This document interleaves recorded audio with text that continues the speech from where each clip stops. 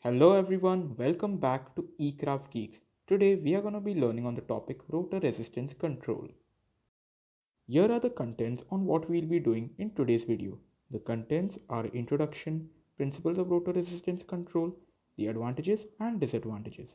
So let's begin. Let us begin our introduction with what is rotor resistance control. Rotor resistance control is one of the methods by which we can control the speed of the induction motor. The speed of the wound induction motor can be controlled by connecting an external resistance in the rotor circuits through slip rings. This method is not applicable to cage rotor induction motor. As you can see, here is a circuit diagram of a three-phase variable resistor where R2 can be inserted in the rotor circuit.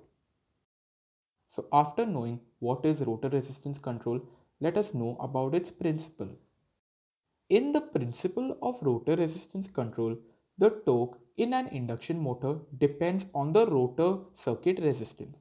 The maximum torque is independent of rotor resistance, but the slip at which the maximum torque occurs is directly proportional to the rotor circuit resistance.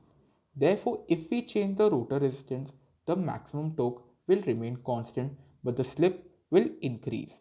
As you can see, here is a figure that shows the torque slip characteristics for three different rotor resistance R1, R2 and R3.